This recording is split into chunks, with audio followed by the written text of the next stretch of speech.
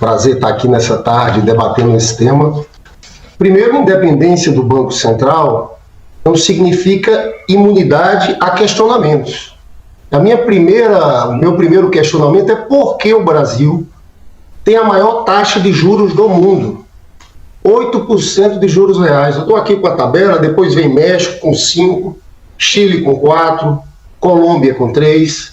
Nos Estados Unidos, a inflação é de 6,5%, taxa de juros 4,5%, ou seja, juros negativos. A maior parte das economias do mundo tem juros negativos hoje. É importante dizer que quando a lei da autonomia do Banco Central foi aprovado também um duplo mandato. O Banco Central tem que controlar a inflação, mas tem um ponto lá que é geração de empregos, crescimento econômico. Isso é muito importante, porque a economia está desacelerando. Você sabe qual é a previsão de crescimento econômico para esse ano do Boletim Focus, que junta mais de 100 instituições no mercado financeiro? 0,79%. É por isso que o Lula está lutando contra juros. Essa taxa de juros trava a economia. O senador Rogério Marinho tem muita experiência e sabe que nenhum empresário ganhando 8% de juros aplicando em título da dívida pública vai investir na produção. Então, é uma trava muito grande na economia brasileira. Esse é um ponto que para a gente é central. O Lula foi eleito com um programa para gerar empregos, distribuir renda. E o senador Rogério Marinho também sabe que aqui não é competição de taxa de juros. Veja bem, o Lula, quando assumiu, estava no meio de uma crise cambial.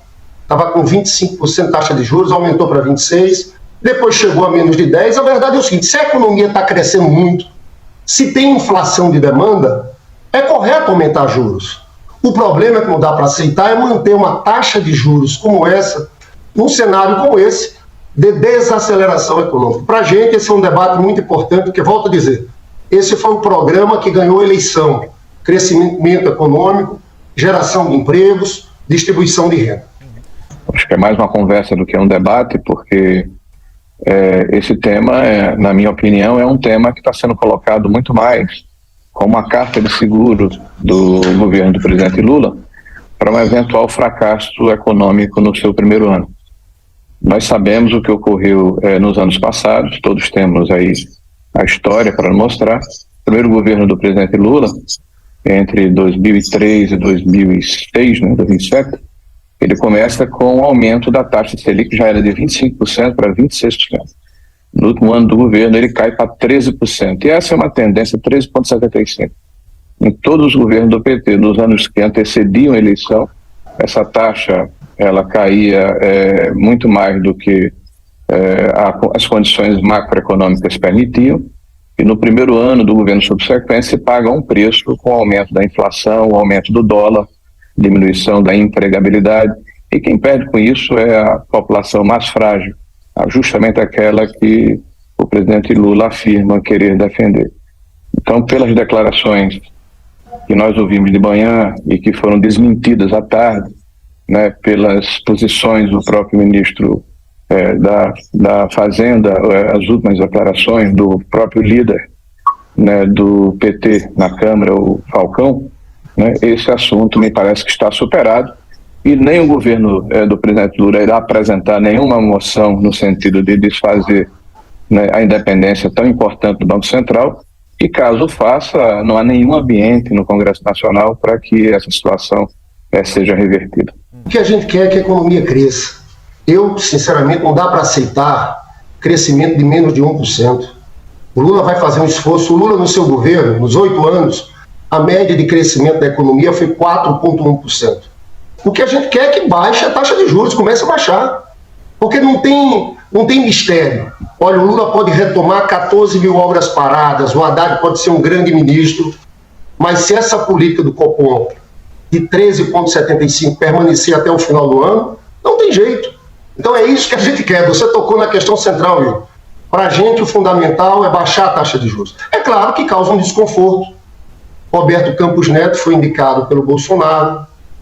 Até pouco tempo atrás, em janeiro, ele participava de um grupo de WhatsApp que o senador devia participar, que o senador também foi ministro.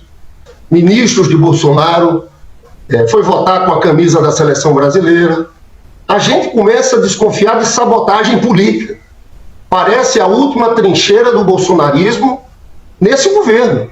Então, é uma preocupação que a gente tem, que tem uma ação deliberada por parte do Banco Central para sabotar o crescimento econômico.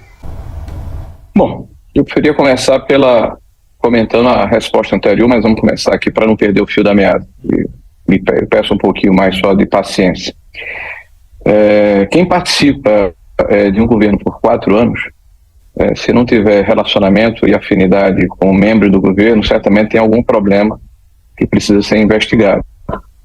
Eu, desde março de 2022, deixei o governo, e não tenho participado de conversa de ministro, não sou mais ministro. O Roberto Campos Neto, ele foi o presidente do Banco Central a partir de 2020, talvez o mais premiado do mundo, pela sua performance, pela sua atuação e pelos resultados.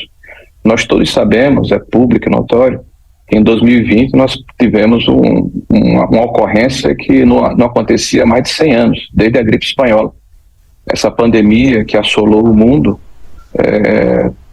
determinou que várias economias, as economias do mundo inteiro, tomassem medidas anticíclicas, que afetaram muito os seus endividamentos internos e geraram um processo inflacionário de uma oferta excessiva de liquidez. Quando o senador fala da PEC do Bolsa Família, foram 200 bilhões, na verdade o governo Bolsonaro fez a maior farra fiscal da história do país.